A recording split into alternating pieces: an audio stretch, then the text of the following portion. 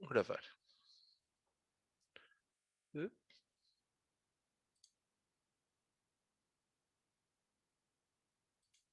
Exatamente. Ora, muito bem. Deixa-me só ver porque é que tenho aqui um menu que não do ovo.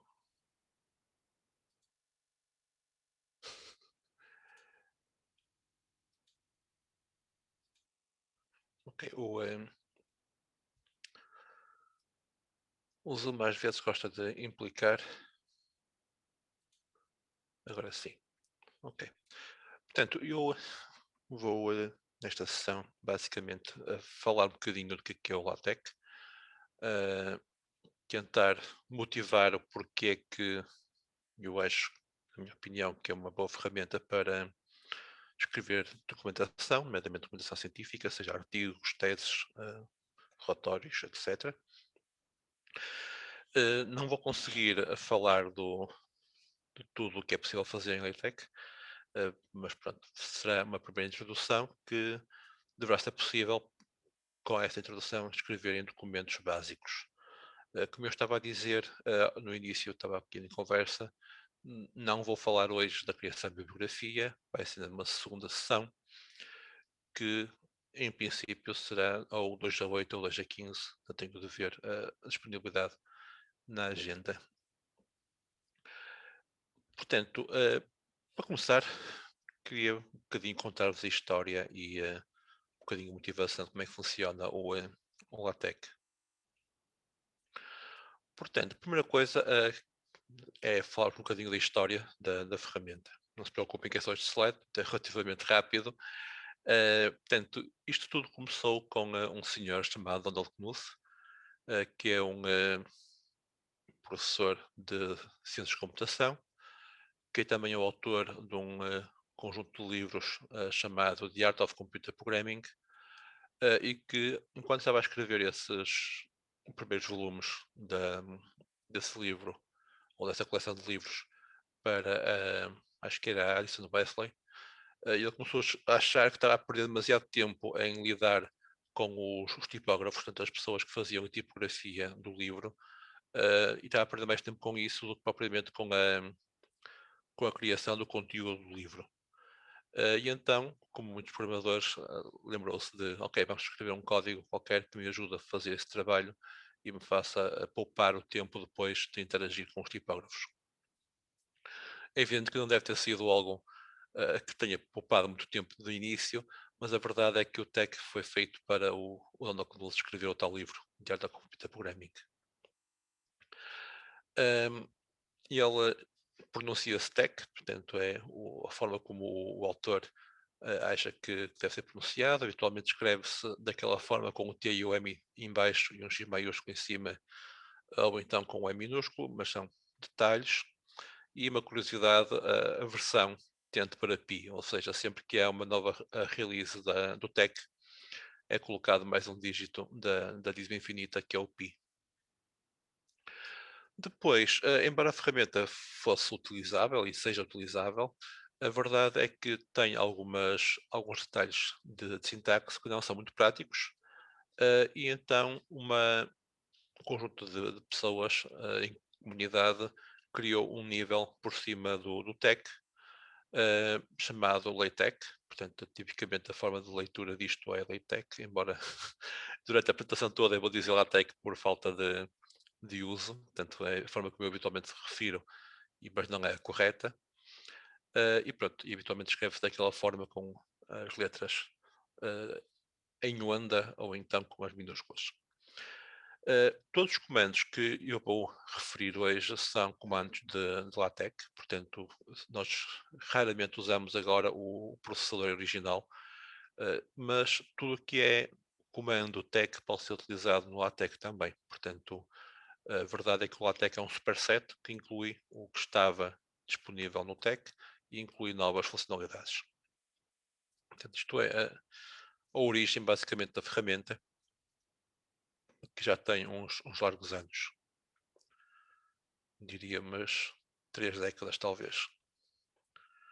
Bem, como é que vocês podem usar o LaTeX? Bem, podem instalar distribuições de LaTeX para Windows, Mac ou Linux. Portanto, para o Windows, habitualmente é aquela chamada MikTeX. Para Mac, podem instalar o MacTeX ou então instalar uma versão de Linux usando o Brew. Ou então, se tiverem Linux, têm habitualmente na vossa própria distribuição o LaTeX, ou uma distribuição chamada TeX Live, ou uma distribuição chamada TeTeX. E podem ainda, se não quiserem estar a gastar espaço em disco para pôr o LaTeX, usá-lo online numa aplicação chamada Overleaf. Eu acho que existem outras, mas esta é a que ganhou mais popularidade. Uma das coisas também que é importante referir é que o LaTeX em si não é um IDE, portanto é um motor, um compilador, digamos assim. E portanto vocês podem usar qualquer editor que entendam para escrever LaTeX. Existem editores que são específicos para LaTeX, como o Technic Center, ou o Windshell, ou o TechShop, e que, portanto, reconhecem a sintaxe e automatizam algum do processo de criar documentos em LaTeX, mas podem usar de qualquer outro editor a que estejam habituados. Portanto, editores modernos como o Visual Studio Code, ou o Atom, ou o Sublime, todos eles têm moldes para LaTeX e que, portanto, permitem escrever rapidamente LaTeX. Quem já usou HTML também vai ver que o LaTeX tem algumas semelhanças, e a verdade é que é mais o HTML que tem algumas ideias do LaTeX do que propriamente o contrário.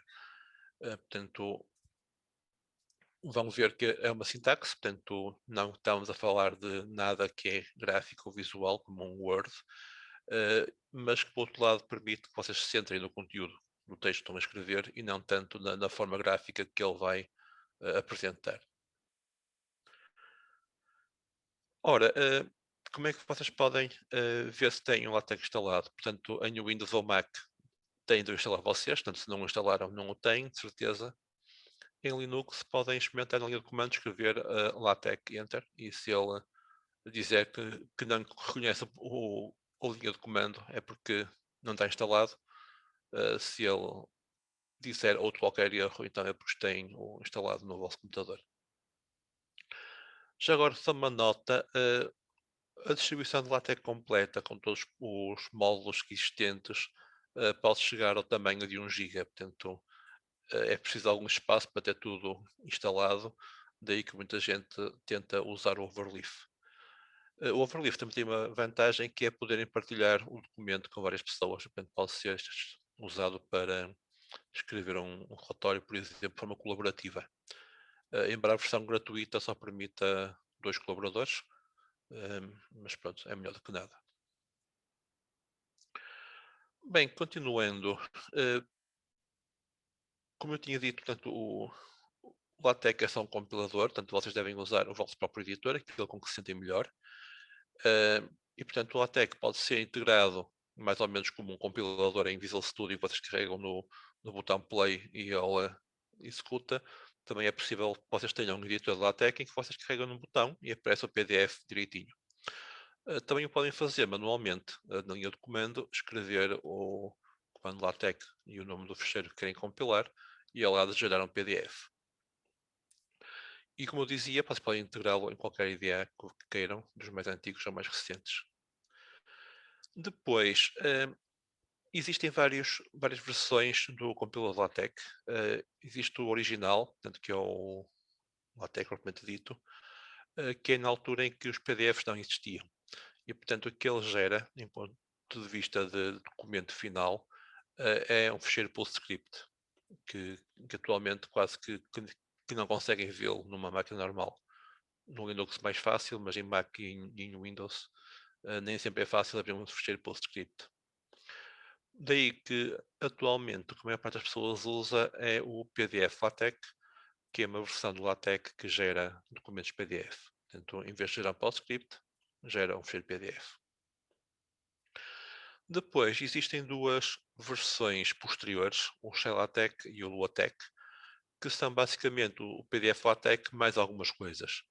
O ShellLaTeX, nomeadamente, suporta o TF8. O que é o TF8? Para quem nunca lidou com isso, é a forma de codificação de caracteres. Portanto, o senhor Donald Knuth, quando escreveu o TeX, sendo ele inglês, ou só usava as letras de A a Z, não precisava de acentos, só precisava de acentos para matemática e pouco mais, e portanto não se preocupou com suportar caracteres não ASCII. Daí que o LaTeX ou o PDF LaTeX, se quiserem escrever em português normal, digamos assim, ou correto, terão de usar bibliotecas externas. O LaTeX e o LaTeX têm a vantagem que já suportam o TF8, suportam acentos, ilhas, etc., de forma nativa, e portanto não é preciso incluir nenhum pacote para isso. Também tem a vantagem que suportam tipos de letra do type font ou open font format, que dá uma flexibilidade para poderem usar os tipos de letra que bem entenderem nos vossos documentos. Mas que, por outro lado, acaba por também dar um tiro no pé, digamos assim, à ideia base do LaTeX, que é não se preocuparem com o design e preocuparem-se apenas com o conteúdo. Mas seja como for... Há tipos de letra que são interessantes de usar em documentos e por isso o LaTeX pode ser uma vantagem nesse aspecto. O LuaTeX acaba por ser um LaTeX, mas com a possibilidade de escreverem também funções em Lua. Para quem nunca ouviu falar, o Lua é uma linguagem de programação e uma linguagem de programação embebível, ou seja, habitualmente não funciona como linguagem independente, mas como uma linguagem embebida noutro software. Por exemplo, há um jogo, que agora não me lembro, que tem basicamente toda a lógica programada em Lua, agora está a lembrar do nome. E há outras ferramentas que usam Lua como linguagem embebida dentro da ferramenta. Ora, eu vou sempre falar de PDF LaTeX porque continua a ser o mais usado, embora o LaTeX possa ter algumas vantagens. E pronto, isto era a parte introdutória, um bocadinho da motivação, e eu agora vou tentar falar-vos um bocadinho de como é que o LaTeX funciona. Em vez de estar a passar os slides, eu vou fazer, vai ser abrir um editor, vou começar a escrever LaTeX e falando das várias partes do LaTeX respectivas, e de vez em quando venho à apresentação para ver se me esqueci de alguma coisa que quisesse referir e que não está, ou que não foi falada. Bem, para começar vou-vos mostrar o editor online, portanto, se usarem o Overleaf, portanto, ele funciona num browser, evidentemente, tem de se registrar e podem criar projetos novos, portanto, ao criar um projeto, podem usar exemplos de projetos já existentes ou, perdão, templates existentes, ou podem criar um projeto em branco.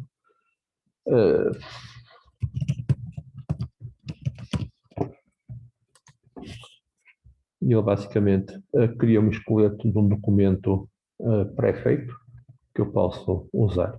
Portanto, e permite que vocês escrevam o código LaTeX do lado esquerdo, esqueçam para já os comandos, eu vou falar disso um bocadinho, e possam ver do lado direito o resultado. Não é o melhor resultado do mundo neste momento, mas é um resultado. Ok? Também tem a vantagem que suporta uma edição mais ou menos em rich text, ou seja, em que vocês estão a ver mais ou menos as coisas e ele vai tentando simular daquele lado. Okay? É evidente que quando precisam de algum controle fino sobre algumas funcionalidades, têm sempre de voltar ao código-fonte e usar o código-fonte para isso. Portanto, depois compilam sempre que quiserem e quando quiserem ir buscar o documento PDF, tem ali o botão para o PDF. Eu vou, no entanto, usar isto em documento porque me permite mostrar outras coisas. Portanto, eu tenho que preparar aqui uma pasta vazia em que vou criar um documento LaTeX. Habitualmente, os ficheiros LaTeX têm a extensão .tex, apenas por hábito. E os documentos LaTeX tem necessariamente duas partes obrigatórias, uma chamada preâmbulo e outra chamada corpo do texto. Essas partes são separadas com base em alguns comandos. Há um comando inicial que todos os documentos LaTeX começam, chamado document class, que diz basicamente qual é o estilo default que vocês querem usar. Existem vários. Um deles chama-se, vou já falar dos outros, mas um deles chama-se article, que é basicamente o formato típico de um artigo científico. Depois, tudo o que vem aqui a seguir a este documento classe é a tal parte chamada preâmbulo. Depois existe um comando chamado begin document e aqui irá ser o corpo do documento e depois temos um end document. É evidente que se tiverem a usar um editor que saiba que é LaTeX, isto acaba por ser mais fácil, porque podem completar, etc. E ele vai abrindo e fechando os ambientes de forma automática.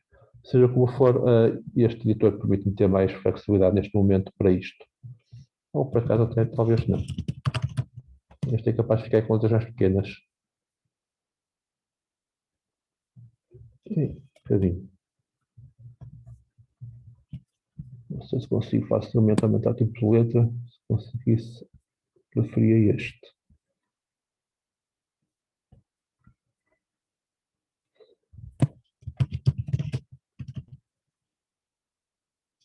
Bem, não vou perder tempo com isto, mas vou continuar o que estava a fazer.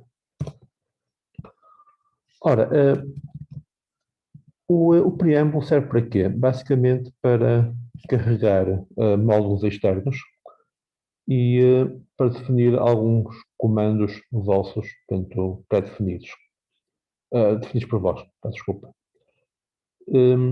Neste momento, este reticência preâmbulo não é um comando válido, portanto, o ideal será comentá-lo. Os comentários em LaTeX são a porcentagem.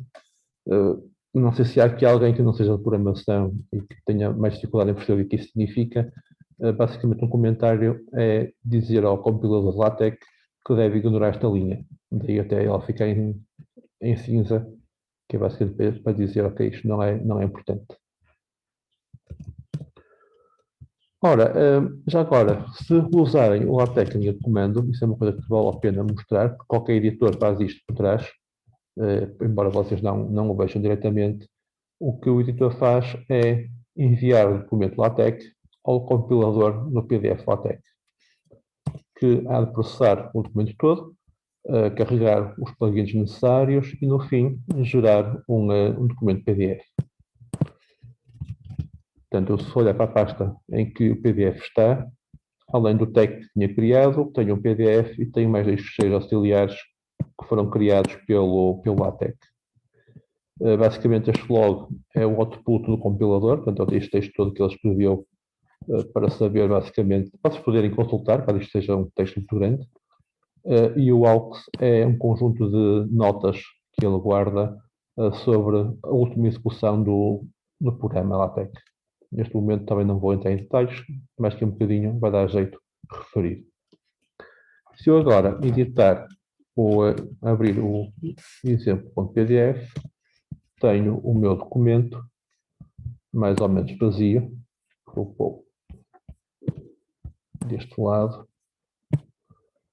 E que, portanto, é um documento com a página 4, com o texto que eu escrevi, que era corpo do documento, e com o número de página. Ok? Mais nada. Bem, passo seguinte. Que tipos de documentos ou de classe de documentos é suportado no LaTeX? Na verdade, imensos, porque eles são módulos que vocês podem descarregar e instalar no vosso sistema. Mas quais são os default? Basicamente, article, que vocês usam para artigos científicos, tipicamente, embora a verdade seja que agora as revistas científicas, as conferências, todas elas costumam disponibilizar templates próprios, e portanto vocês acabam por não usar o article, mas o template da revista em causa. existe a classe report, o nome indica para tipicamente relatórios, tem um detalhe que eu não gosto muito e, portanto, raramente uso para relatórios, que é, não é um formato frente e verso, portanto, só está preparado para ser impresso num dos lados das folhas, e, portanto, gasta um bocadinho mais de papel do que se vocês imprimissem de um lado e do outro. É evidente que podem configurar o report para permitir frente e verso, mas habitualmente o que eu faço é usar a classe seguinte, chamada book, que permite ter frente e verso. Ok? Portanto, basicamente uma estrutura um bocadinho mais rica para um livro. Cada um destas classes tem um conjunto de restrições. Por exemplo, um artigo não pode ter capítulos. Um relatório ou um livro pode. Um artigo e um relatório não podem ter partes de um livro. O livro pode. Portanto, há assim um conjunto de restrições que, de acordo com o template que vocês usam, podem ou não poder fazer algumas coisas. Tipicamente, como é que vocês descobrem que se alguma coisa não funciona? Se usarem o comando e o LaTeX se queixar, é porque não é possível. Depois, há um formato original do LaTeX, mas que raramente é usado, que é o Letter, como devem imaginar, isto é para cartas. Eu confesso que mesmo eu que gosto muito de usar LaTeX, não uso o LaTeX para cartas, porque dá mais trabalho só abrir o editor e começar a escrever a carta do que propriamente escrever a carta toda. E depois há um formato chamado Beamer, que é usado para apresentações. Há outros, mas este acabou por ser aquele que ganhou mais fama, por ser mais completo e basicamente toda a gente usa quase este Beamer para apresentações. A própria apresentação que eu estava aqui a mostrar em LaTeX a mostrar do curso acaba por ser LaTeX. Ok? Por favor, interrompam em qualquer situação. Ok? Bem, vamos começar a escrever alguma coisa. Se eu tentar escrever aqui, por exemplo, o meu nome, o que é que vai acontecer? Eu vou abrir aqui mais um terminal só para poder compilar quando precisar.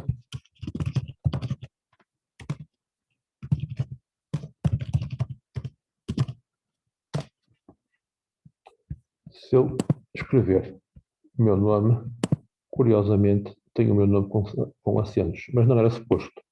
Ok. Estou a ver que o LaTeX mais recente já está automaticamente a introduzir o Unicode. Mas há muitas situações em que se vocês escreverem texto com acentos, eles não vão aparecer. Eu até tinha a ideia que o próprio Overleaf tinha esse problema, já agora deixa-me confirmar.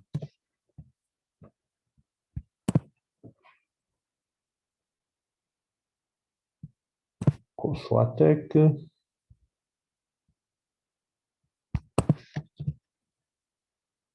Portanto, se eu tirar isto daqui e escrever aqui simplesmente apagar estas linhas para já, estas também. Vou pôr aqui apenas Alberto Simões. Se eu compilar isto, também já aparece com acento. Ok. Estou completamente atualizado. A verdade é que antigamente, quando vocês tentavam usar acentos no LaTeX, o que eu fazia era ignorar o acento e não colocar ali o caractere. Portanto, em vez de ficar Simões, ficava Sims.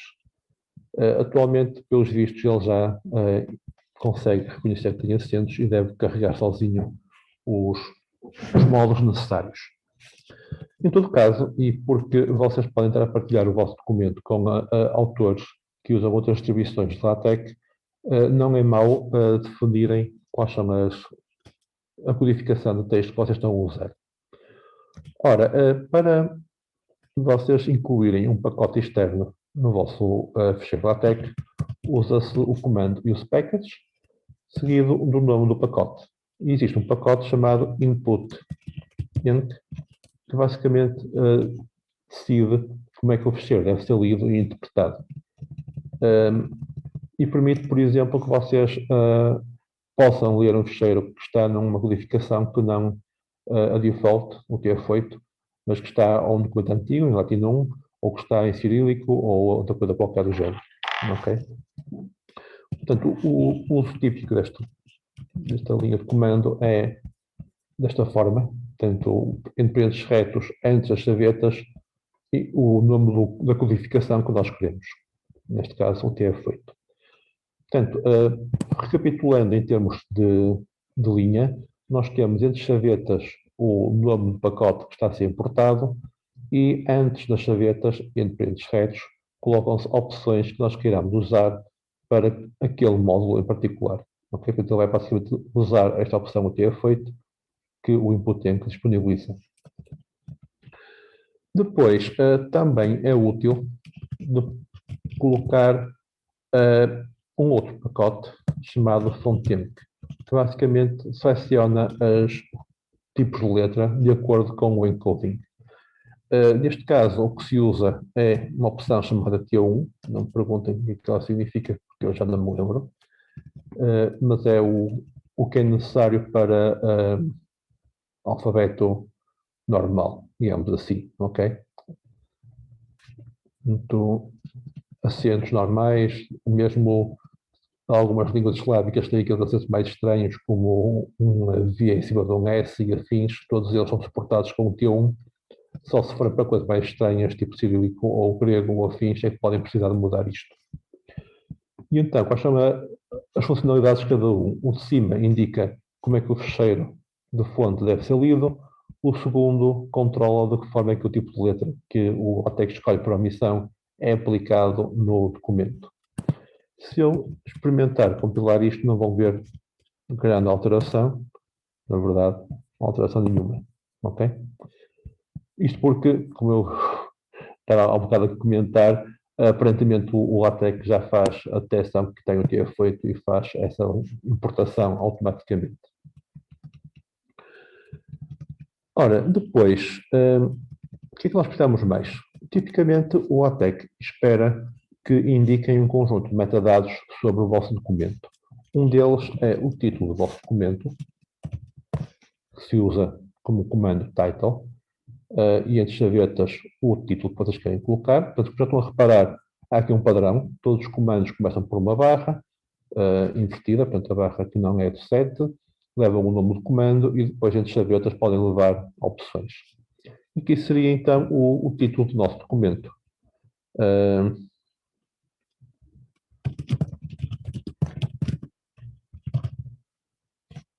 Aplicação. Vou inventar. Ok, título qualquer. E se vocês compilarem, vão ver que ele não faz nada no documento, ou seja, não colocou aqui o título. A questão é que este título é usado, se vocês não disserem mais nada, apenas como metadados, ou seja, o PDF fica com a informação de qual é o título, mas não é mostrado diretamente no documento. Okay? Para que o título seja apresentado, é preciso ou que vocês usem aqui diretamente um comando para mostrar o title, ou então, aquilo que é mais comum, usarem um comando que produz uma página de título ao vosso documento. Portanto, se eu fizer isto, e agora compilar,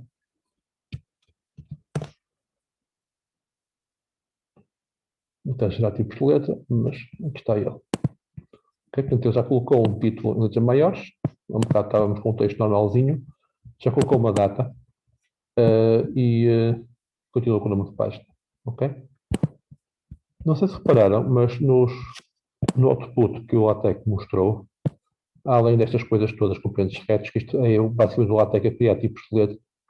Primeira vez que ele precisa de um tipo de letra e ele faz este output todo, mas ele mandou para aqui um warning a dizer que não temos autor. Bem, vamos colocar um autor. O autor também é meta-informação. Portanto, vocês podem não querer que o autor apareça no documento, mas queiram que ele esteja definido no PDF como referência, ok? Ora, colocamos aqui então um autor qualquer.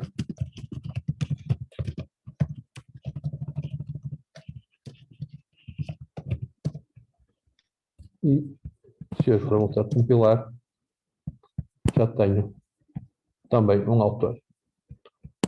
Já agora tenho ali uma data, eu posso forçar a minha data.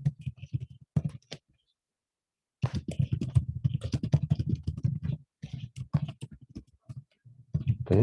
E ele há de colocar a data que eu mandei.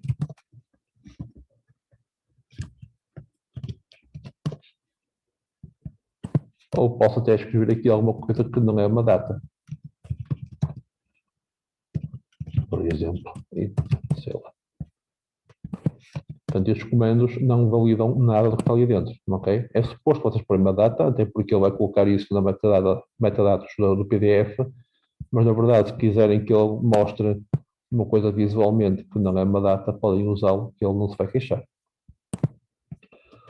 Outra coisa que muitas vezes vocês querem é que a data que aparece seja a data da última vez que o documento foi atualizado. Se o quiserem, podem fazer aqui um /today e ele há de, deixa mais pequeno, mostrar a data 2, que era o que tinha inicialmente.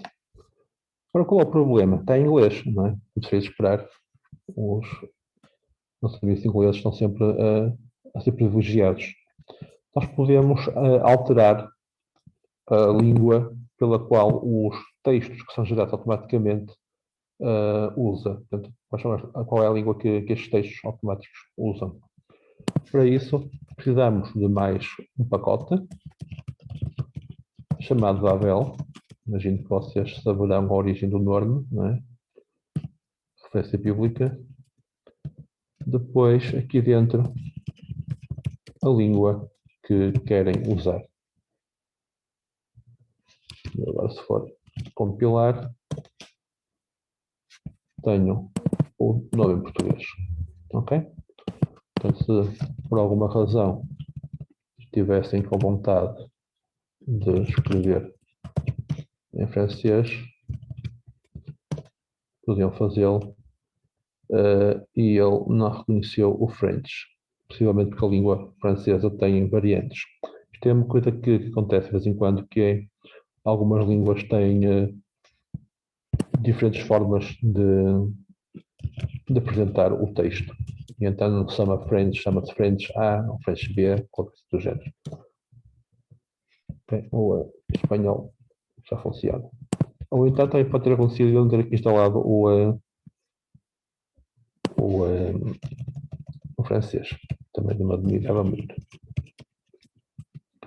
Isto porque é importante realçar, quando, especialmente no ATTEC do Linux, como o ATTEC é uma coisa muito grande, tem muito espaço, o que as distribuições fazem habitualmente é dividir o LaTeX em vários pacotes pequeninos.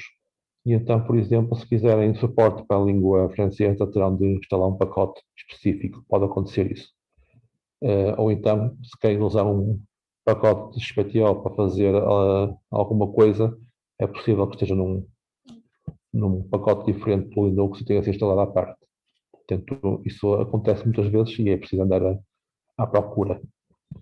Mas, vendo a documentação que existe, é uma questão de depois perguntar ao Google como é que se chama o pacote da distribuição Linux e instalá-lo. Ora, muito bem, já temos nomes. O que é que nós habitualmente queremos mais? Texto. Já agora, já que estamos com os nomes, só mais uma coisa.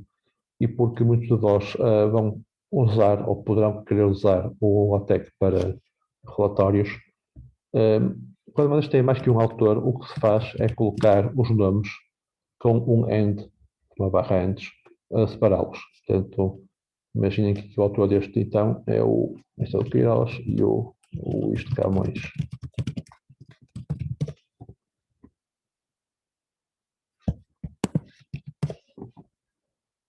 E temos isto separado com os nomes separados, ok?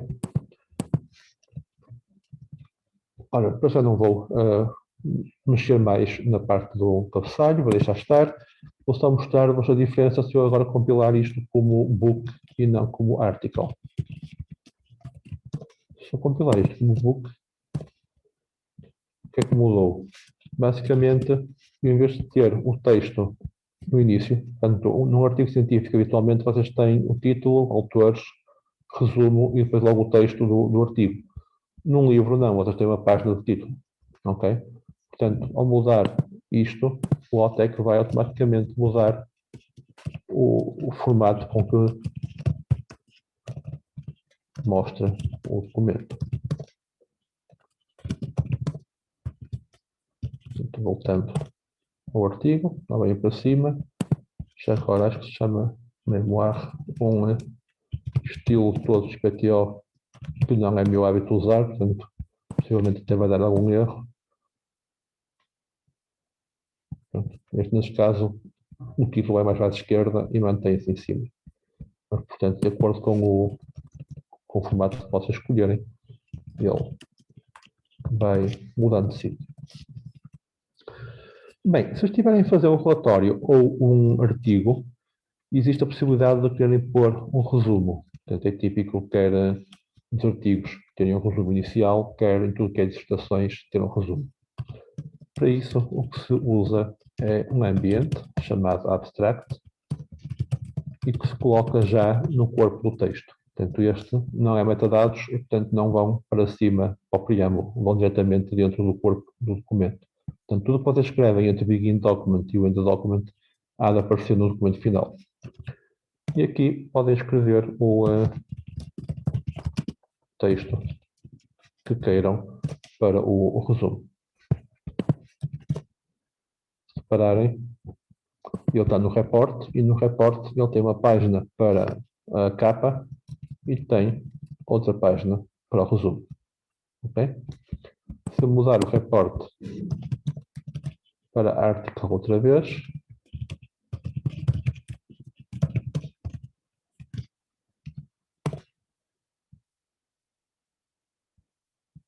tenho o texto em cima e o resumo aqui diretamente. Isto aqui foi um erro qualquer do meu Windows Linux.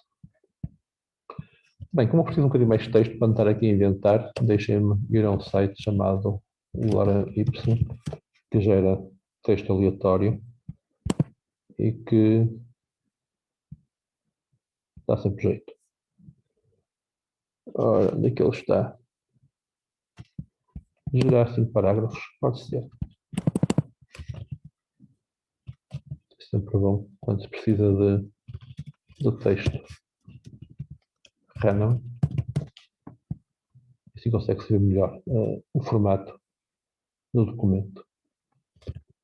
Isto vai acontecer muitas vezes, que é eu gravar e esqueci-me de compilar. Okay, portanto, temos aqui o resumo. Já agora, se tentarmos pôr mais texto a seguir ao resumo, só para ver a diferença de formatação, portanto, eu vou no fim do resumo pôr mais texto, aleatório, e tenho o resto do documento. Portanto, reparem que o resumo está ligeiramente indentado e temos o texto do documento. Podem também já reparar que temos parágrafos, ou seja, tudo que sempre que temos uma linha em branco, ele deixa-nos um parágrafo. Ok? Portanto, se eu tirar a linha em branco, mesmo que tenha um barra N, que tenha um enter, ele vai juntá-lo num único parágrafo. Se virem aqui do lado esquerdo, ele junta num único parágrafo. Ok? Portanto, para deixar parágrafo, tem de deixar mesmo uma linha em branco. Isto porque há muita gente que, ao escrever LaTeX, e eu incluído, não gosta de ter o texto a ser feito o wrapping automático. E faz isto, que é manualmente, enquanto vai escrevendo, vai pondo letras onde lhe apetece. E isso é útil porque o resultado final é sempre o mesmo. Okay? Portanto, podem pôr os letras que quiserem dentro do parágrafo que ele vai ignorar. Mesma coisa com os espaços. Eu, se puser aqui vários espaços, não é por isso que ele vai deixar mais espaços. Ok?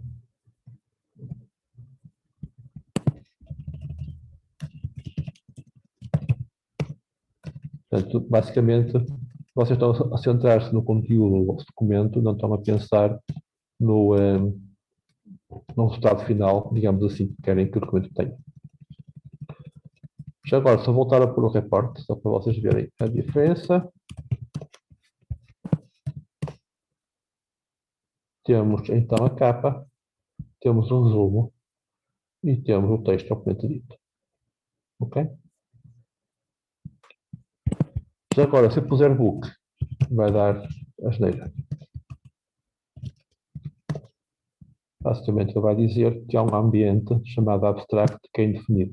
Ou seja, tipicamente o formato book definido pelo LaTeX, por omissão, não suporta resumos. E, portanto, ele vai queixar-se de documento. É possível vocês próprios definirem um comando abstract para usar em livros. Evidentemente, neste momento não vou por aí, porque há coisas mais interessantes para vermos.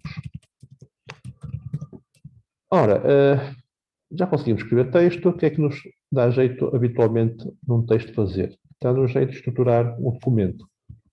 E, portanto, um documento como é que se estrutura? Basicamente, vocês têm secções, títulos de secção, de capítulos e por aí fora. Portanto, eu neste momento voltei ao report, mas vou voltar primeiro ao article.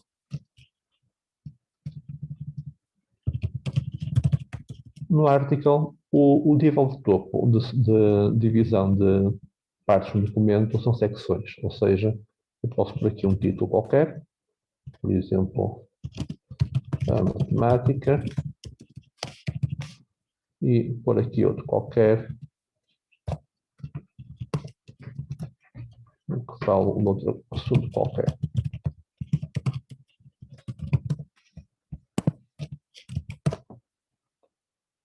Portanto, repararem, ele automaticamente criou os títulos, deu-lhe um tipulete maior e numerou-os. Ok? Agora, chega ao ponto em que mudar entre estilos já não é tão fácil. Se eu for ao início e mudar isto para um report, o que é que eu obtenho? Vamos lá ver. Tenho isto, já tinha. E agora reparem, tenho numeração 0.1 e 0.2. Isto porquê? Porque as secções não são o modo de divisão de topo de um relatório. Okay? Um relatório é um documento mais composto, um bocadinho maior, e, portanto, ele não é composto de secções, ele é composto de capítulos, em que cada capítulo tem secções. E então, eu se quero ter capítulos, tenho de introduzir aqui o título do capítulo.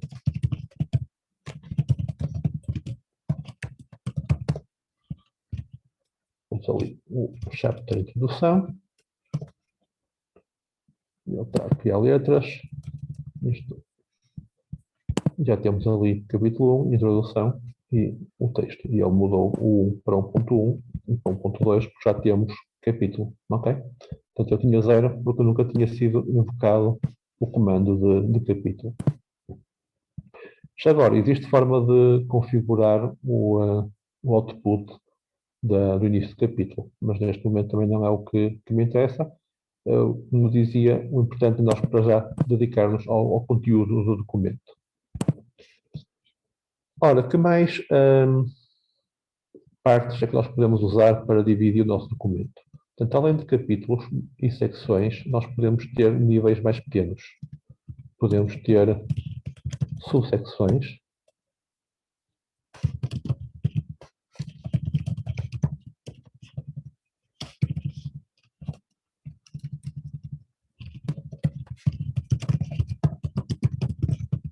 Podemos entrar largo, como se pode ver.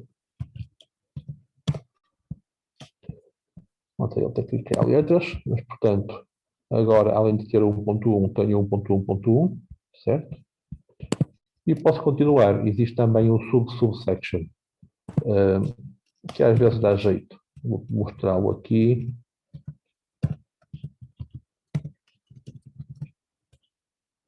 Vou meter largo outra vez.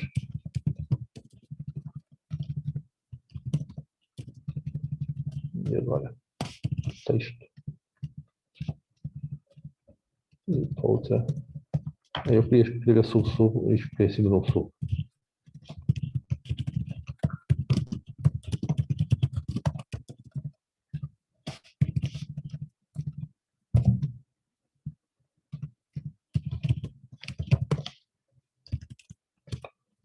E agora temos o nível 4, em que já não há números, ok?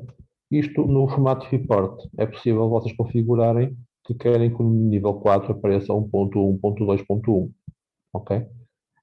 Mas o default não o faz. Bem, mais coisas que dão um jeito de terem atenção. Uma das coisas que me está aqui a enervar é a quantidade de papel em branco. Portanto, nós não gostamos de matar árvores só porque sim, e temos aqui uma margem enorme. Okay? Por que é que isto acontece? Basicamente porque o formato default do LaTeX é o formato usado nos livros que são um bocadinho mais pequenos que o A4, estão entre o A5 e o A4 e o Letter, ali um tamanho estranho. No entanto, nós quando imprimimos relatórios, dissertações e por aí fora, tipicamente imprimimos em A4, e estar a gastar margens não é de todo ecológico. Então, como é que nós podemos fazer isto? Uma possibilidade é pôr aqui o A4 Paper, e ele vai mudar a página grande do Letter para A4, mas ainda vamos ter margens. Não sei se se deram conta, mas o tamanho da folha mudou ligeiramente. Portanto, já é um papel A4, mas a margem gráfica continua a ser a mesma. Para aumentar a margem gráfica, temos um pacote chamado A4 Wide, que tenta ocupar um bocadinho mais de espaço. Okay? Mesmo assim, tem umas margens jeitosas, mas pronto, já não é tão mau como o original. Depois podem ainda usar pacotes específicos para manipular as margens, mas é algo que também não vou falar já. Ora, antes de ir em mais detalhes de formatação, que esses são mais fáceis também de ler e de perceber, queria falar aqui de outros conceitos que são importantes. Um dos conceitos é a possibilidade de criar índices automaticamente. Portanto, isso é uma das vantagens do LaTeX, não é que vocês não possam fazer isso no Word e afins, podem. Curiosamente, a maior parte das pessoas não sabe que é possível fazer, mas sim, podem criar automaticamente índices. No LaTeX, não precisa esperar, isso também é possível. Portanto, quando vocês quiserem colocar o índice, fazem o comando Table of Contents. Um bocado longo, mas paciência. Ok? E se o colocarem, ele já tem aqui a página com o índice. Ok? Portanto, temos a página de rosto, temos o resumo, temos o índice e temos o texto. Agora pergunto a vocês, ainda não é suposto termos um índice? Sim, é suposto, mas o LaTeX tem uma máxima que é semelhante às dos compiladores, que é não fazer mais que uma passagem no ficheiro de input. E, portanto, ele quando passou por aqui, por esta linha, desculpem, por esta linha Table of Contents, ainda não tinha lido os capítulos nem as secções. E, portanto, eu não conseguia adivinhar qual seria a estrutura que vinha. Então, o que é que ele fez? Ao passar por esta linha, alterou um estado do programa a dizer, olha, vou precisar de uma tabela de conteúdos, de um índice. Então, todos os comandos seguintes passaram a registar num ficheiro em disco as partes que existem, os títulos, secções e afins. Ou seja, se eu agora olhar para a minha pasta, além do ficheiro auxiliar que já tinha, tenho um ficheiro chamado TOC. TOC é the Table of Contents. E que basicamente tenho o quê? Tenho informação sobre os capítulos que eu tinha, estão aqui, os números, e qual é o nível de secção que ele tem. Nunca na vida vocês precisam de editar este ficheiro, a não ser que estejam a fazer coisas muito estranhas em LaTeX, mas pronto, é onde ele guarda essa informação. O que significa que se vocês agora voltarem ao terminal e voltarem a executar o PDF LaTeX, já tem um índice, ok? Isto significa que muitas vezes um documento PDF, antes de ser entregue, antes de ser dado por completo, se tem de executar o PDF LaTeX várias vezes. Não é várias, tipo 10 vezes, é no máximo 3 vezes onde podem ser necessárias, ok? Basicamente, uma vez para ele criar o ficha auxiliar, a segunda vez para ele incluir os índices e afins, e a terceira porque ao incluir índices o número de páginas podem mudar, pode ser necessário recalcular, ok? Mas, portanto, a ideia que deve ficar é normal que às vezes os números não estejam a bater certo, mas correndo mais uma vez o LaTeX, em princípio, eles passam a bater certo. Daí que, quando vocês estão a escrever, não é importante, quando tem o documento pronto, antes de o entregar, o que quer que seja, executar PDF LaTeX várias vezes para garantir que os índices estão corretos. Ok? Mais. Outra coisa interessante do LaTeX é a possibilidade de fazer referências cruzadas. Ou seja, muitas vezes vocês têm mais que um capítulo. Vamos ter aqui um capítulo.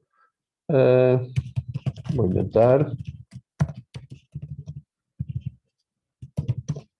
Vou copiar outra vez aqui o lorem ipsum para ter mais texto aleatório.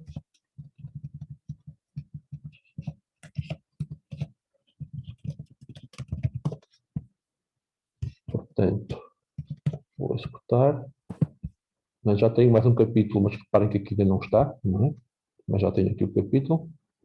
Ele já soube que teve de mudar de página, entre capítulos. Já agora, é normal ele, na primeira linha do capítulo, não indentar. Isto é o formato book default. Vocês podem forçar a indentação, se quiserem, ou podem mudar o formato para ele indentar automaticamente. Mais uma vez, neste momento, não me vou preocupar com isso. Portanto, aqui, mesma coisa. No primeiro parágrafo das secções e capítulos estão com o alinhamento à esquerda. Bem, vocês podem querer, num capítulo 1, em algum sítio, dizer, olha, no capítulo 2 eu falo de quê? Não, eu posso estar aqui a dizer, no capítulo 2 fala-se do historial das abelhas, não sei o quê. Ok? Isto funciona, evidentemente, ele vai colocar ali na Europa o texto, depois que maior, que agora faz falta ver, portanto para já não tem aqui, não compilei, mas depois de compilar eu já tenho aqui o texto, não é? Mas qual é o problema? Se eu entretanto criar mais um capítulo aqui no meio,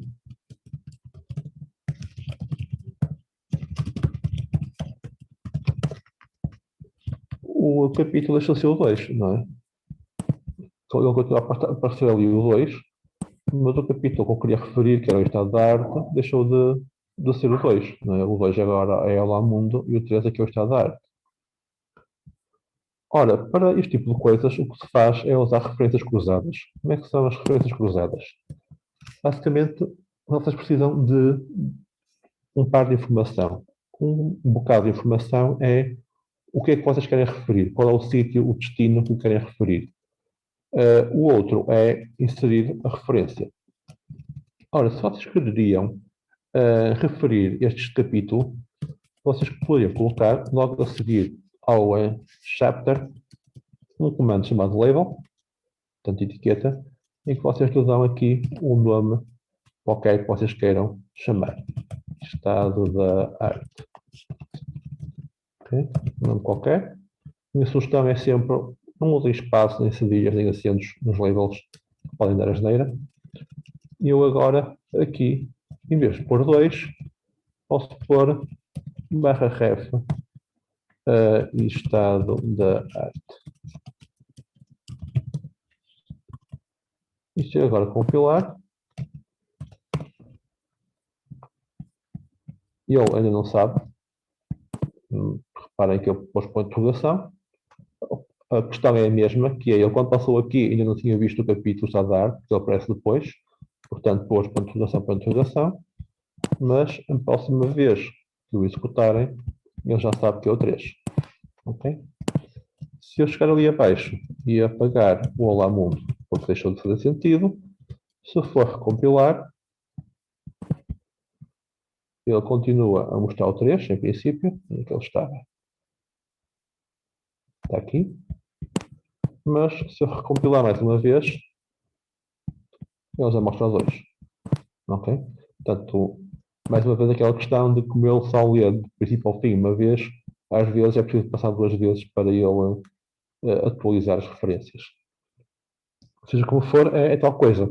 Enquanto vocês estão a escrever o documento, é tão natural que compilem o documento várias vezes, que o mais certo é que no fim as referências estejam todas corretas, portanto não seja um problema. Em todo caso, podem sempre garantir, no fim, passando 2 ou 3 vezes o PDF LaTeX e pronto. Também podem olhar para os warnings e ver se por alguma razão as coisas mudaram de sítio, mas dá um bocadinho mais de trabalho. Já agora, em termos de referências, também podem pôr referências de páginas. No capítulo tal, e agora pôr página page-ref em estado da arte.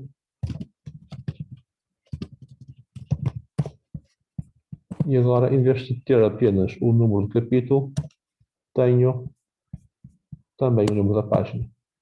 Ok? Já agora, uma coisa que é importante realçar é que ele é mais ou menos inteligente. Ou seja, se eu puser uma label aqui e aqui no meio referir o full,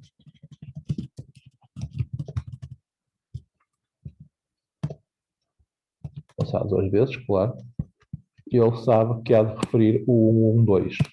E porquê o 112 se aqui é o 121 ou o 122? Basicamente porque como este não é numerado, não faz sentido referir o 122. E portanto o que ele faz é referir o último nível que tem numeração. Okay? Se por alguma razão eu alterasse a forma de numeração para que este apareça 1122, então ele já colocaria ali a referência completa.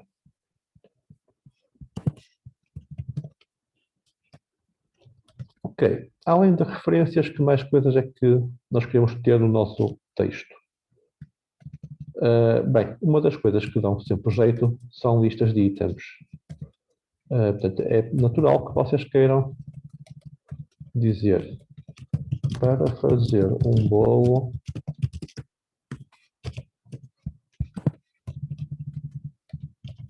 é preciso. E agora queremos uma lista de ingredientes. Para isso, podemos enumerar os ingredientes. Já agora, estes blocos que têm begin e end são comandos específicos de LaTeX e chamam-se ambientes. Os outros chamam-se comandos normais. Portanto, se procurarem documentação e tiverem a ver coisas sobre comandos ou environments, os environments são estes, okay, que têm begin e end. E agora posso criar aqui uma lista de itens.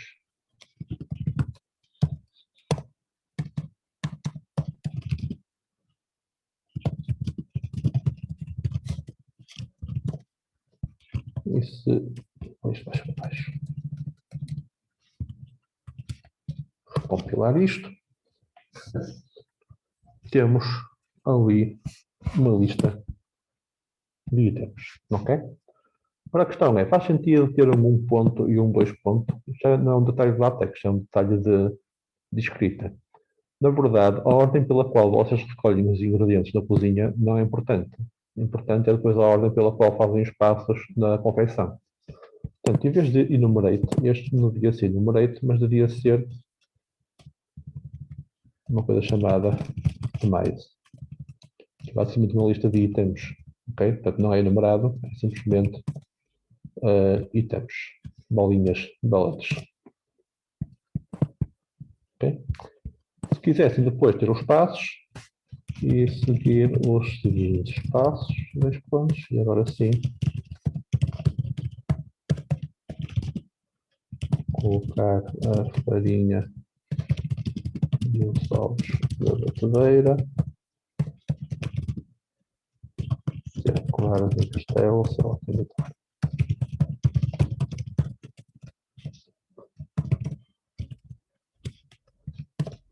E agora temos listas diferentes. Depois, isto funciona como se chama tags, né? Basicamente. Eu posso ter mais listas aqui dentro. Por exemplo,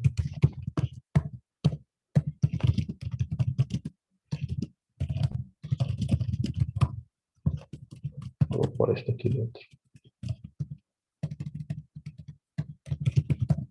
Os espaços não são importantes, ok? Estou a pô-los só para se perceber melhor a estrutura do documento.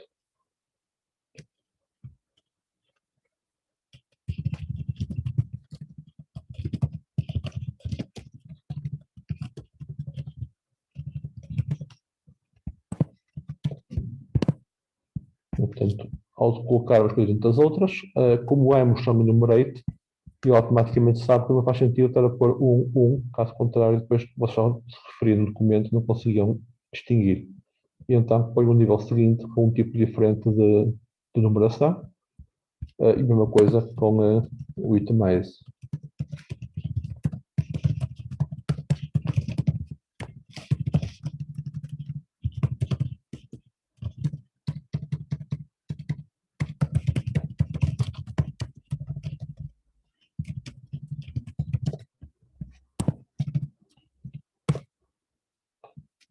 Portanto, em vez de bolinhas, agora pôs ifs, porque sabe que é um nível diferente, portanto, deve ter bolinhas diferentes. E podem misturar itemizes com enumerais com itemizes e por aí fora, a bel prazer. Já agora, habitualmente, não se coloca a linha em branco aqui no meio. Se vocês colocarem aqui uma linha em branco, ele irá dar mais espaço entre a frase anterior, e isso habitualmente não é o que se pretende. Mas depois é uma questão de gosto também entre as pessoas que estão a escrever o documento. Ora, o que é que estará a sentir mais falta que estão habituados a usar em Word? Coisas como bolds e itálicos. Bem, a primeira questão é não usem bolds e itálicos. Usem apenas um comando chamado env, que é basicamente a abreviatura de ênfase. Okay? Dar ênfase a alguma coisa. Se vocês mandarem dar ênfase a alguma coisa, qual é a vantagem? É que o modelo dá ênfase da forma como bem entender. No caso dos modelos default, o destaque é feito com um itálico. Ok? Podia ser outra coisa qualquer, mas para a missão, o destaque é itálico. Mas tem uma vantagem, que é, se vocês têm uma citação grande de um autor qualquer e no meio há uma palavra que devia estar em itálico, como é que vocês fazem um itálico de um itálico? Tinham de pensar como fazer isso. Se usarem ênfase, não precisam de pensar. Simplesmente dizem, olha, eu quero enfatizar também esta palavra. Ok? E o que é que ela vai fazer? Reparem, o Vitae ficou em letras normais, enquanto à volta tem itálico. Ou seja, ele sabe que se quer destacar isto em relação ao contexto, tem de mudar o tipo de letra, e então mudou outra vez para o formato normal. Ok? Se tivessem a usar itálicos e afins, teriam se a volta a pensar, e agora o que é que eu faço? Mudo para ter itálico. Põe itálico. Se não, diz simplesmente, dá ênfase a isto. E ele dá ênfase de acordo com o contexto. Ok? No entanto, se gostarem de serem específicos na vossa formatação, vocês têm muita coisa que podem usar. Vamos fazer aqui já agora um tipo novo de lista.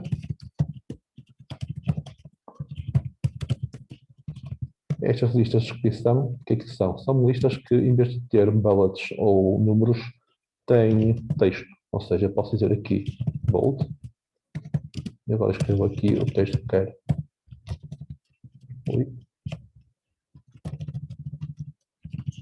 Texto em bold.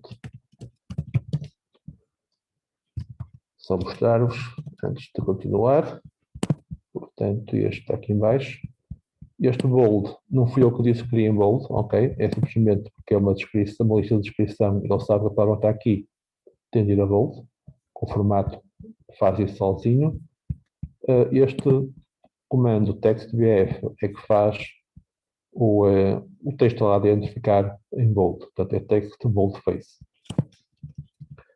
E tem o costume que vocês poderiam ter num editor.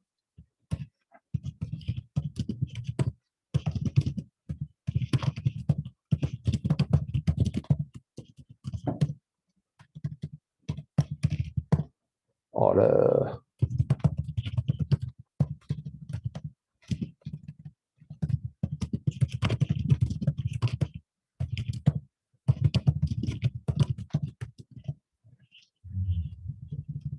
experimentar estes, põe já mais.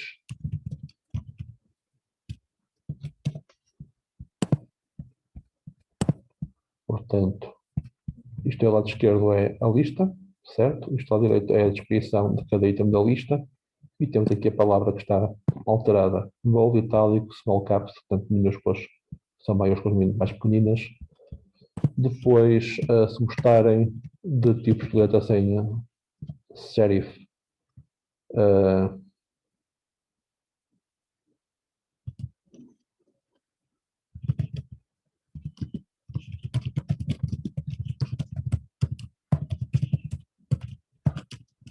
seria isto. Só para mostrar-vos o que é que ele faz. Portanto, é o texto sem os scannings, portanto, aquelas coisinhas retas que as letras têm. Depois, um que também que é muito útil para programadores e afins,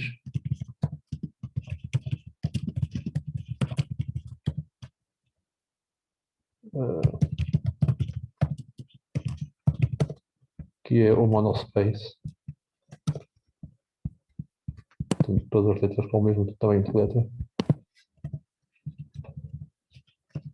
Basicamente, precisarem aqui is e eles vão ficar com a mesma largura de uma letra normal. Certo? Ao contrário de um itálico em que eles tamanhos distintos de acordo com a letra em causa. Mas, portanto, isto pode-se usar, vocês estão à vontade para o fazer quando vos apetece, mas a ideia é usar o mínimo possível. Ok? Bem, eu vou voltar ligeiramente à apresentação e depois volto lá quando chegarmos a alguma coisa que não tenha sido referida. Portanto, recapitulando então, temos a parte da classe documento, as declarações, no preâmbulo, início do documento, o documento, o fim do documento. Como já vos falei, a parte do UTF-8 e do T1 para poderem usar o UTF-8 diretamente. Em alguns sistemas, como o meu Linux, parece que isso já não é necessário. Há aqui uma alteração ligeira no que eu fiz, que diz português e não português. Isto porque estes slides foram utilizados de uma formação antiga e eu esqueci de alterar, porque antigamente o modo para português era mesmo assim que se escrevia. Isto porquê? Porque originalmente os ficheiros já podiam ter 8 caracteres e o português tem 10 caracteres. Então, eles basicamente tiraram caracteres até ficar uma palavra que parecesse o que se pretendia. Portanto, ficou assim este português estranho. Agora é português, como eu vos mostrei. Este use package times é simplesmente a mudança de tipo de letra para um formato mais Times New Roman.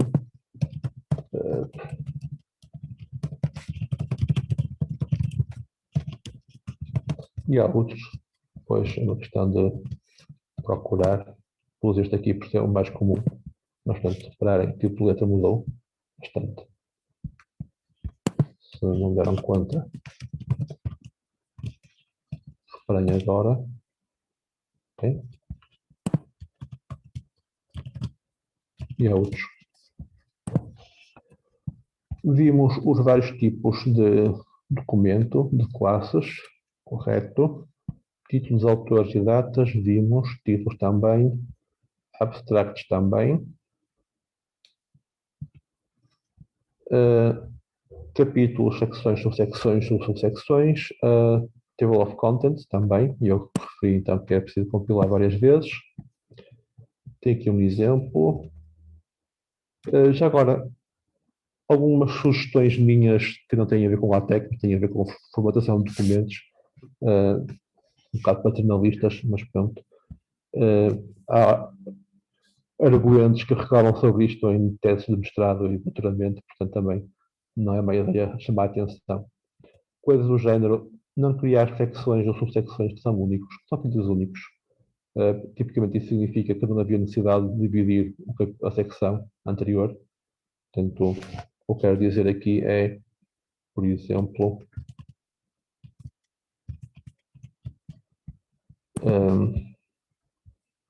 imagina aqui no estado de arte, eu ter posto aqui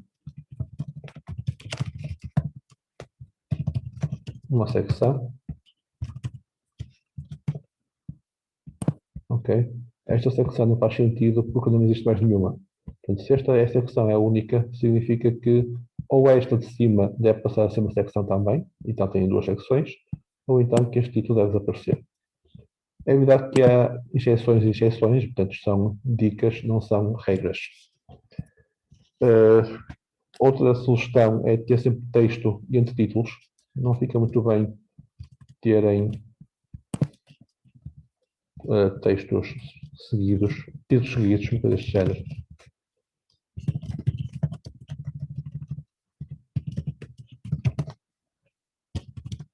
Ora, era isto, era isto. Mas, secções distintas seguidas não é boa prática. Tipicamente coloca-se texto aqui no meio, nem que seja a dizer esta secção fala de A e B e depois secção A, secção B. Portanto, são boas práticas de escrita em documentos. Tentem não fazer demasiados níveis subsection, não é? Portanto, não é uma boa prática. Títulos relativamente pequenos, cuidado com a ordem. Muitas vezes é algo que não tem cuidado. A ordem parece mais ou menos a ordem de escrita e depois não faz sentido do ponto de vista lógico. E depois não usar propriamente as comandos section, subsection por aí fora para mudar também de letras. Portanto, isso não é esse o objetivo que se pretende. O que se pretende é estruturar o documento de uma forma lógica. Tipos de letra, eu acho que mostrei-os todos. Tínhamos esquecido do slanted, que é um itálico assim meio estranho. Portanto, o itálico normal põe as letras mais redondas. O slanted é simplesmente a letra normal com inclinação. Como eu dizia também, usem o ENF como regra e apenas os outros como exceção quando são realmente necessários. Isto não falei. Também os de letra. É evidente que vocês podem mudar o tamanho de letra à mão. Portanto, têm estes comandos todos para brincar. O tamanho normal é o do meio, o normal size. Depois podem usar estes quatro para pôr mais pequenos ou estes para cima para pôr maiores. Há aqui duas chamadas de atenção. Uma é que a estrutura do comando é diferente. Reparem que a chaveta está antes da barra e não depois do comando. Isto porquê? Porque são comandos tech, ou seja, ele aplica o use até aparecer um comando à frente que muda o tamanho de novo, ou então que acabe o escopo em que está a ser usado o comando. Daí que muitas vezes o que se faz é pôr as chavetas à volta para garantir que o escopo é apenas este entre chavetas. Ok? Portanto, só para tentar demonstrar porque é capaz de ser relevante, eu se puser aqui no meio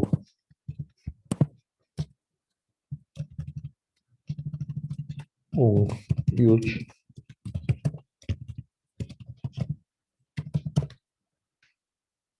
eu calculo letras, a partir dali tudo ficou em use. Okay? Se eu aqui à frente puser uma normal size, ele volta ao normal. Então só pôs grandes naquele sítio que eles estavam. Já não sei onde é que tinha aquele texto. Está aqui. Como isto dá mais trabalho, escrever o use e depois o normal size, habitualmente o que se faz é pôr as tais chavetas para indicar é neste intervalo que nós queremos também de letra maior. Okay? E cuidado, porque se puserem a chaveta ali,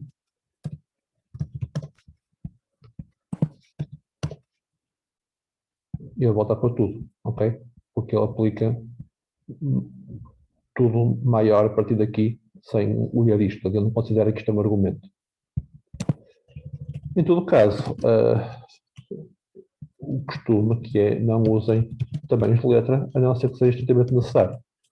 Ou seja, sempre para títulos e afins, usem title, sections, etc. Se estão a formatar uma folha de rosto para seguir uma norma gráfica qualquer de uma universidade, por exemplo, aí sim poderá fazer sentido forçar tamanhos de letra para ter ali um template igualzinho ao que é esperado, ok? Mas é uma situação concreta em que não há outra forma de o fazer. Durante o texto normal de escrever um documento, vocês não precisam de alterar tamanhos de letra. Ora, continuando. Como devem ter reparado, o texto aparece habitualmente justified, não é? Portanto, lado esquerdo e lado direito alinhados. Vocês podem alinhá-lo ao centro, usando o ambiente com center, à direita com flash right ou à esquerda. Eu vou dar aqui um exemplo rápido. Voltando aqui ao fim, por exemplo, barra begin flash right,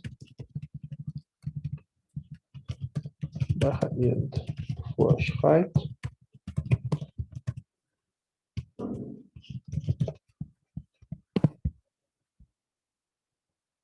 Onde é que ela está? Está aqui. Portanto, como podem ver, ele deixou de estar alinhado nos dois lados, passou a estar alinhado apenas à direita. Para que é que isto dá? Por exemplo, para dedicatórias ou citações ao início do capítulo. Se forem poetas, possivelmente vai-vos dar jeito o flash left. Portanto, deixam de ter alinhamento. E depois tem o center.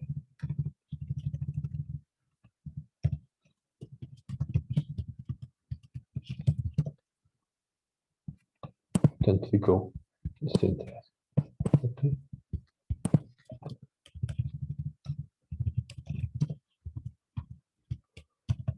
Ora, voltando então à apresentação, eu já fui dizendo, portanto, são conceitos paternalistas, tentar o máximo possível não especificar o formato e esperar que o template usado trate do resto. Listas já falamos, de itens, enumeradas ou de itens, de descrição, portanto, no Beamer ele faz com cor, no nosso documento vimos que ele fazia com bold, e claro que podem ter tipos misturados e ele vai ajustando devidamente.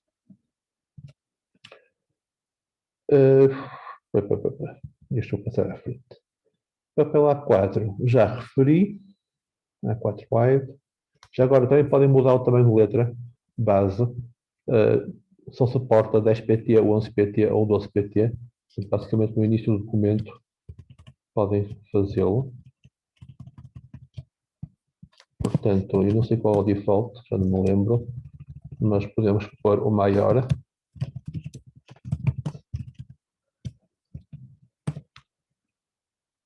Vou pegar letras.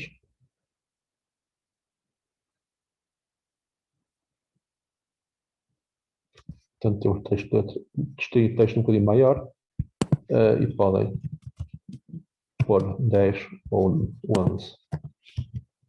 Eu gravei. Esta era a omissão. Okay. Mais uma vez, se estão a usar um template de alguma revista ou de alguma universidade, devem manter o default que lá estava para que o vosso documento cumpra as normas gráficas em causa.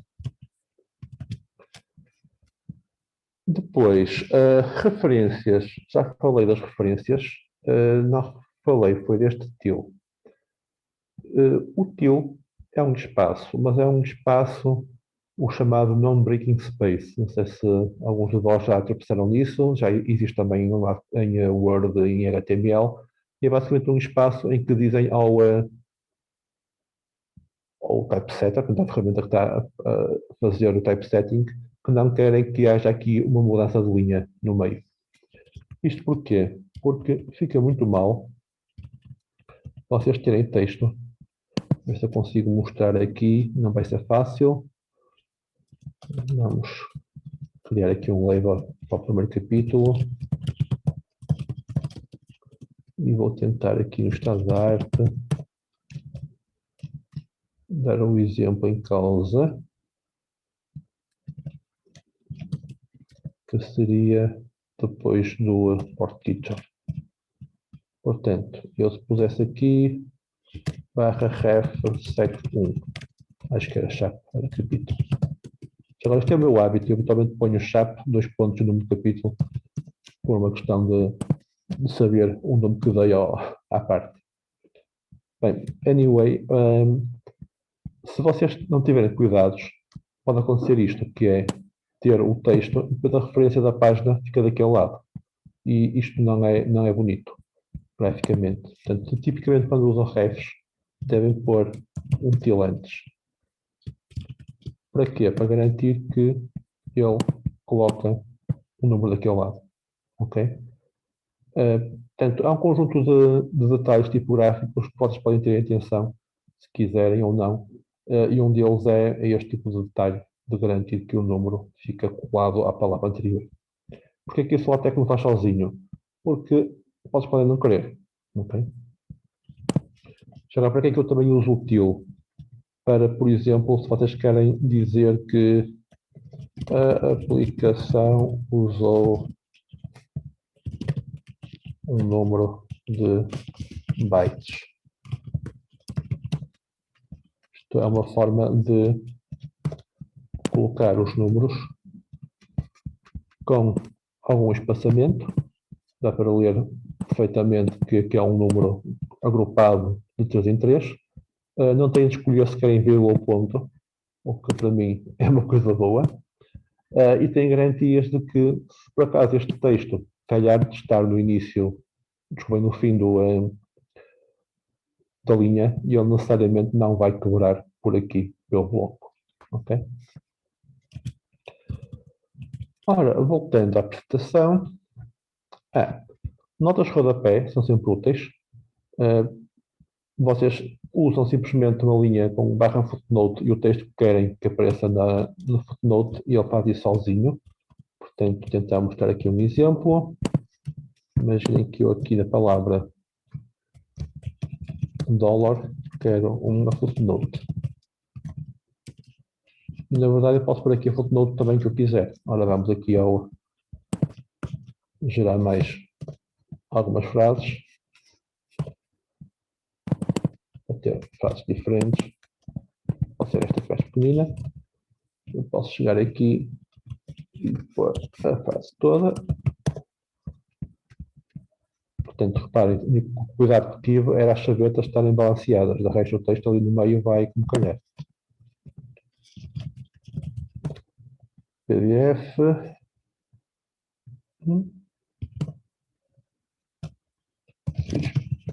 PDF do documento fechado. Acontece. Ora, onde é que está a rodapé? Cá está ela. Ok, o texto todo. Aqui há uns detalhes de espaços que podem fazer sentido. A primeira questão é onde é que está a referência que eu já perdi. Está aqui. Que é, se vocês deixarem um espaço entre o dólar e o footnote, aqui, ele vai deixar também um espaço no output. Ok? E isto é errado. Daí que há algumas coisas que têm de ser vocês a ter cuidado, porque nem tudo é a ferramenta que faz. Ele deve ser assim. Da mesma forma, se quiserem garantir que a footnote aparece direita todas iguais, não ponham espaço no início. para que fique exatamente o início da frase pegado ao índice, ok? Se puserem aqui espaços, ele só vai pôr um, mas vai pôr um espaço, ok? Se gostarem mais com o espaço, também não há problema, mas garantam que sempre põem o footnote, põem o espaço. Já agora, um dos problemas típicos que nós temos na informática é como referir sites e afins, porque não é muito fácil pôr na bibliografia, muitas vezes não tem autor, muitas vezes são nomes de ferramentas, etc. Eu habitualmente uso footnotes para isso. Portanto, imaginem que tenho aqui uma ferramenta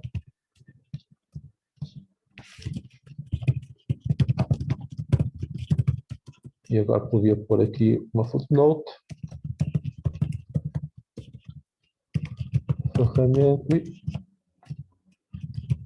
ferramenta gratuita disponível em, agora não sei qual é o endereço, vou inventar. Ok, vou compilar, já falo um bocadinho mais daquilo. Ok. Eu ia falar do URL depois, mas eu já dei o erro, portanto falo já. O URL é um comando, como o nome indica, para colocar URLs. Qual é a vantagem de usar endereços com o barra URL? É que o LaTeX vai saber que tem de formatar com um tipo de letra diferente e vai saber onde quebrar caso o URL seja muito comprido. Eu vou já mostrar, mas a primeira coisa que eu tenho de fazer é incluir o plugin respectivo que eu não incluí. Ele chama-se, como o próprio nome indica, URL.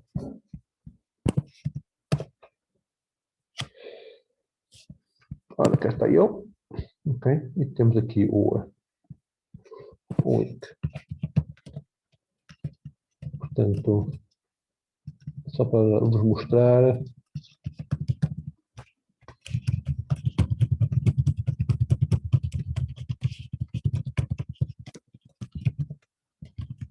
Deixa eu ver se é suficiente.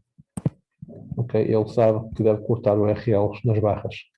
Claro que mesmo assim às vezes fica uma coisa feia, não é? Mas há situações em que não há volta a dar, porque ou cortam o URL no meio, ou não têm forma gráfica de apresentar isto. Portanto, muitas vezes o que nós fazemos é ter o cuidado de inventar um bocadinho mais texto. Que é, por exemplo,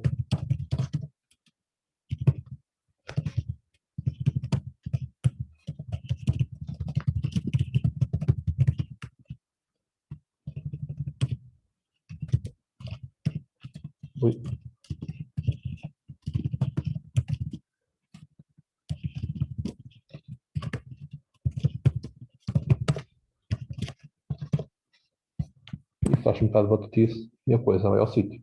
Okay? Já agora, antes que alguém pergunte, a correção ortográfica não é um trabalho do LaTeX. Isso é um trabalho do editor.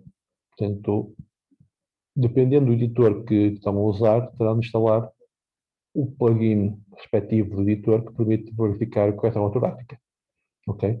Portanto, o trabalho do LaTeX não é esse, o trabalho do LaTeX é simplesmente formatar as coisas devidamente. Ora, continuando com esta apresentação. Ok. Muitas vezes vocês querem ter um documento grande dividido por partes, por exemplo, vocês estão a fazer uma tese, terem vários capítulos, vocês podem ter os capítulos separados e usar o input para carregar o capítulo separado. Por exemplo, eu podia chegar aqui ao fim, pôr o barra input conclusões e agora abria um fecheiro conclusões.tec e escrevia simplesmente a parte das conclusões.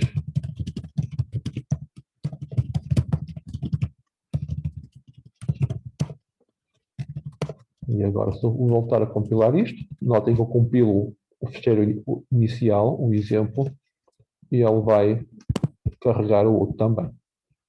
Ok?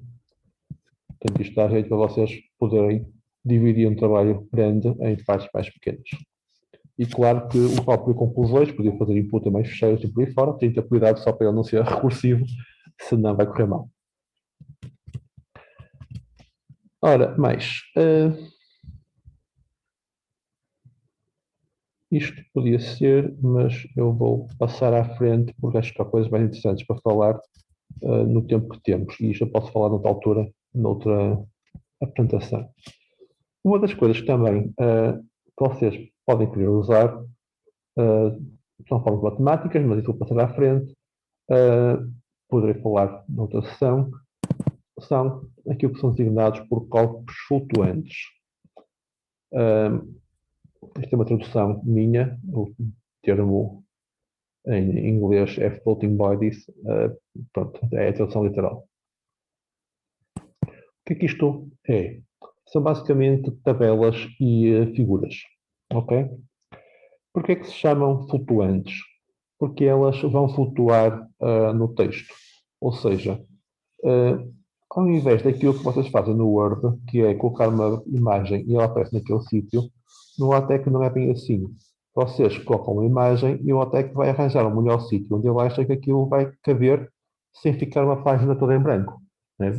Muitas vezes, quando vocês veem aos relatórios, é que, como há uma imagem muito grande que não cabe na página em que está, o resto da página fica em branco, a página seguinte tem uma imagem e depois continua o texto.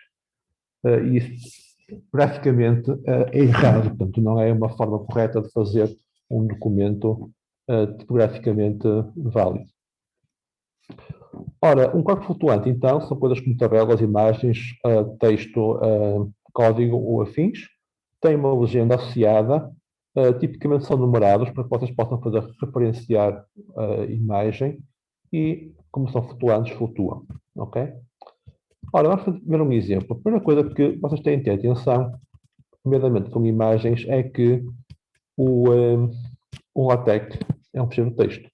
E, portanto, as imagens que vocês quiserem incluir têm de estar na mesma pasta que o vosso ficheiro.tex, ou numa pasta que seja filha.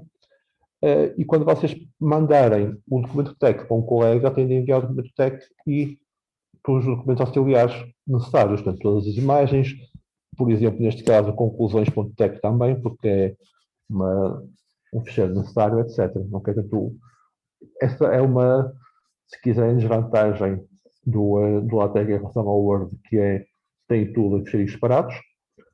Por outro lado, a diferença é mínima, que é vocês, em vez de criarem um ficheiro para o documento relatório X, criam uma pasta para o relatório X e tem lá os documentos todos necessários, separados.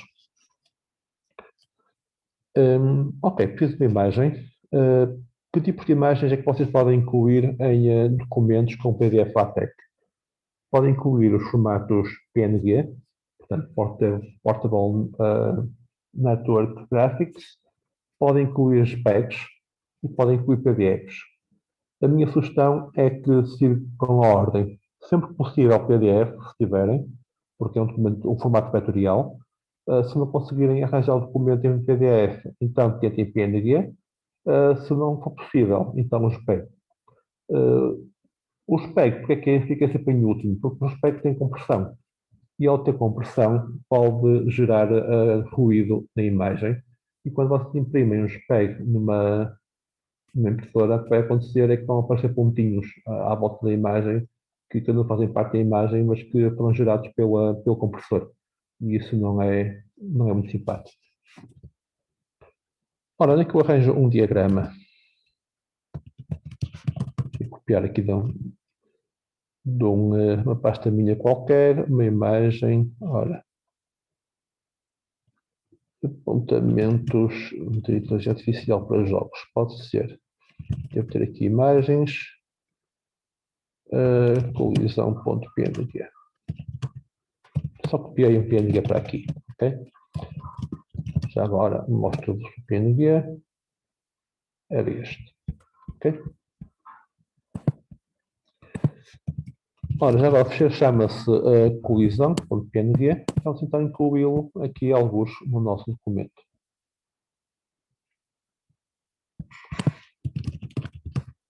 Primeira coisa, por omissão, o LaTeX não tem forma de incluir imagens. Vocês têm de incluir um pacote para as imagens.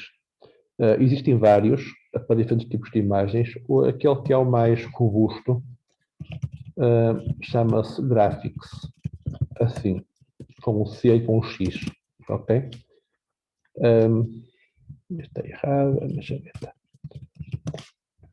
Portanto, basicamente existia um pacote gráfico, havia um pacote gráfico com S, quem criou o Graphics X já não sabia que o nome que havia de dar e deu-lhe o nome com X, ok? Mas é o mais robusto que podemos usar. Agora, vamos aqui a um sítio qualquer, por exemplo, ao meu estado de arte, e vou colocar uma imagem. Uma imagem pode ser incluída diretamente, mas então não é um corpo flutuante e depois têm de ser vocês a garantir que tem legenda e por aí fora manualmente, ou então usam um ambiente chamado figure.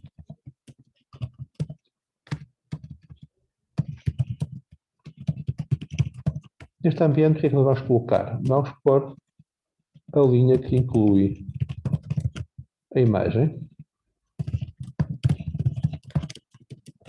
Já agora, sugestão, não usem espaço, acento, etc. nos fecheiros.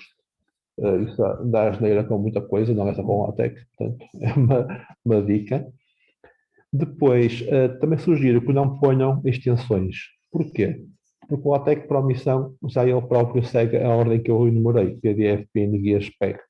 E, portanto, ele vai tentar primeiro encontrar por exemplo, um PDF. Se não encontrar, vai tentar o PNG. Se não encontrar, vai tentar o SPEC.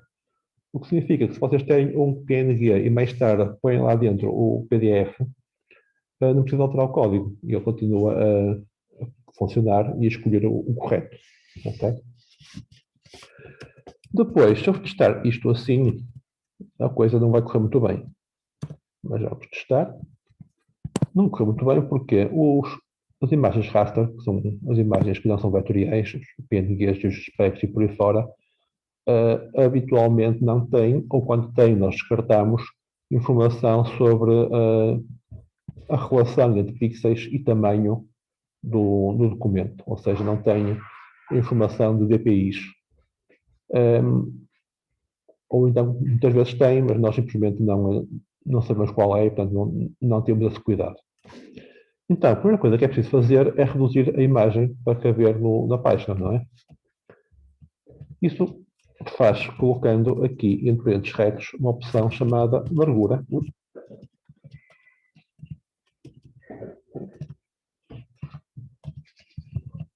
Width. E agora a largura que quiser. Por exemplo, 5 centímetros. Ok? E temos a imagem ali com 5 centímetros de largura. Ok? Não ficou muito bem, ficou abaixo da footnote, é normal, na situação em concreto em que estava, mas pronto.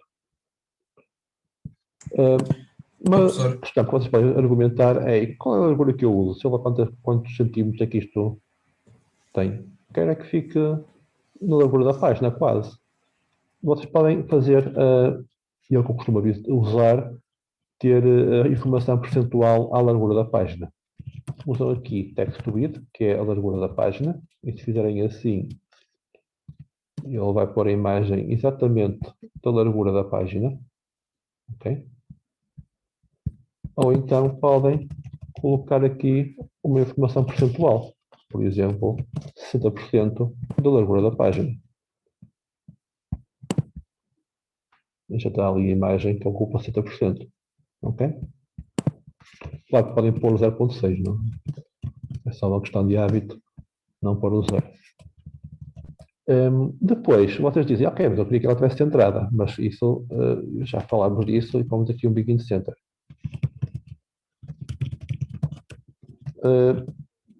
Ok, eu fazia isto muitas vezes, mas deixei de o fazer. Porquê? Não sei se vocês repararam, mas o espaçamento horizontal, desculpem, vertical, à volta da imagem mudou ao pôr o center. Portanto, além de ela centrar, ele arranjou mais espaço em cima e em baixo. E isso nem sempre é bom, porque depois ficam com muito espaço em branco. Então, o que é que habitualmente eu faço? Uso um comando tech, chamado centering, que me põe aquilo centrado. E se vocês agora repararem, olharem para a imagem do lado esquerdo, vão ver que o espaço vertical entre texto e imagem vai diminuir. Não se notou muito, mas diminuiu. Este espaçamento aqui e este espaçamento aqui. Ok? E ele continua centrado. Portanto, depois de muitas experiência a editar documentos da LaTeX, foi esta a solução que eu preferi. É evidente que depois cada utilizador pode ter algumas ideias contrárias à minha. Depois, nós temos que ter sempre uma legenda. Portanto, uma figura sem legenda não faz sentido. Então, há um comando chamado caption, em que nós podemos pôr a legenda. Exemplo de cálculo de movimento em detecção de colisões. Agora, há uma guerra sobre se põe ponto final no fim das legendas ou não. Eu não quero entrar na guerra, mas habitualmente ponho. Ele pôs a figura cá em baixo, numerou-a com o número do capítulo, que é o 2, e o 1, que é a primeira imagem do capítulo. Ok? Se quiserem a legenda em cima, também podem fazê-lo. Em Portugal não se usa muito. Não, em imagens nunca se usa muito. Mas em tabelas há quem goste da legenda em cima. Mas, portanto, é só mudar o sítio dela e ele trata de a pôr no sítio certo. Depois, outra coisa que é importante chamar a atenção é que vocês muitas vezes esquecem-se que as figuras, por si só, embora, como diz o ditado, valem mais que 1000 palavras, não devem aparecer de nada. Elas têm que ser sempre referidas no vosso texto. Ok? Uma figura que não é referida no texto significa que está lá mais. Portanto, algures, se eu estou a falar das colisões e quero referir a imagem, tenho de pôr referência para a figura. Mais uma vez, vocês usam o nome da label que quiserem e eu uso o fig 2 pontos apenas quando estou a escrever, saber que estou a referir-me a uma figura e, portanto, claramente tem uma fig. Tenho que pôr agora a label. A label tem de ser colocada sempre depois da caption. Ok? O que eu faço, porque na maior parte das vezes esqueço-me de onde é que eu devo pôr, é pôr dentro da caption, que é a forma mais certeira.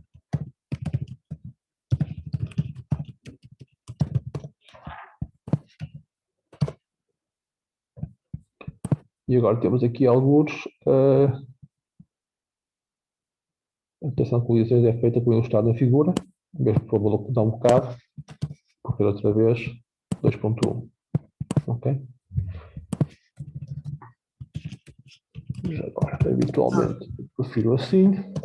É uma mariquice, se assim quiserem pensar, mas como a legenda aparece com F maiúsculo, eu gosto que o texto apareça com F maiúsculo. Já agora, existe um pacote, cujo nome não me lembro, mas que algumas pessoas usam, que calcula automaticamente o texto à esquerda. Ou seja, vocês dizem que querem referir o 2.1 e automaticamente põe aqui figura. Isso é muito bonito para o inglês. Para o português é uma seca. Porquê? Porque vocês têm de pôr aqui devidamente o género, se é masculino ou feminino. E, portanto, vocês implicitamente têm de pensar se é figura, se é tabela, antes de pôr, para cá são novos femininos, mas se tiverem o tipo de corpo flutuante que não é feminino, tentar pensar em qual é, para saber o que é que vão usar. Daí que eu habitualmente prefiro usar por extenso, ok? Mas nada contra, se acharem bem, usar o plugin que faz essa geração por extenso. Ora, e para figuras, o que a gente pode fazer mais? Ok, muitas vezes vocês dizem, está aqui a figura, e se eu incluir depois de luctus est, que é basicamente esta frase aqui, a figura devia aparecer aqui no meio. Porque é que ela aparece no fim? Aparece no fim porque nós não dissemos onde é que queríamos a figura. Eu posso dizer que quero a figura exatamente no sítio onde ela está e pôr ali um pensos retos um H de here. E ela vai tentar ir para lá. Ok? Mas pode acontecer que vocês tenham mais texto. Oi.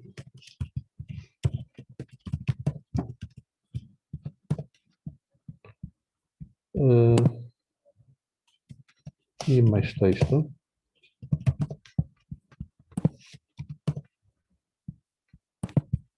E agora estas duas linhas. E mais texto. E pode chegar a um ponto em que o sítio onde eu queria que ela colocasse, que era, salvo erro, a seguir ao último concentra 4 in, não sei ler latim, lamento, que ele já não o colocou aqui. Porquê? Porque não há hipótese, ela não cabe no resto da página. Mas também não faz sentido cortá-la aqui e deixar a página em branco para ter a figura a seguir e o resto do texto. Ok? Por isso é que estes corpos se acharam flutuantes. Ele flutuou para a próxima página porque não cabia aqui. Ok? Daí que também não se deve usar texto como a figura acima ou a figura abaixo, porque às vezes ela não está naquele sítio que a gente espera que ela fique. Se vocês referirem pelo número da figura, nunca há erro possível, e se ativarem a criação de links no PDF, ainda tem essa vantagem que ao clicar no link vai para a figura em causa. Okay? Já agora, vocês podem fazer o contrário, que é terem o documento, a figura até cá onde está, mas vocês não querem aqui, querem no fundo da página. Então podem mudar este H para um B de bottom. E se eu agora compilar, ele colocou no fundo da página. Ok? Também existe um top, embora aqui não sei bem o que é que ele vai fazer, porque tem um capítulo no início. Ok. Pôs no topo da página seguinte, porque não faz sentido pôr no topo numa página que tem capítulo. Ok? Depois, ainda há a situação de vocês podem pôr um P. O P é basicamente dizer, eu quero uma página inteira só para a figura. Quando vocês têm uma figura grande, às vezes é preferível dizer para gastar a página toda só com uma figura do que estar a colocar a figura em cima ou em baixo. Depois podem também fazer uma combinação, quer dizer assim, olha, tu põe a figura no fundo, ou aqui. Se não puderes, põe no topo. Se não puderes, põe no fundo. Ele vai tentar por aquela ordem. Que eu estou com o fecheiro errado. Okay? Ele pôs aqui, porque o H cabia, mas estou a tirar daqui o H e como vimos que o topo não serve muito bem, vamos ver o que ele faz. Ok? Ele descartou o H, porquê? Porque nesta página ele não conseguia pôr no topo. Desculpa, descartou o T, porque esta página não podia pôr no topo, e então usou o B para pôr no bottom. Ok? Então podem pôr uma lista de letras. Ora, as tabelas vão ficar para a outra altura, para uma segunda fornada, porque estamos a chegar às 6 horas e queria dar tempo para respostas e perguntas. Portanto, vou, antes de mais, parar a gravação. Se o Zoom assim permitir.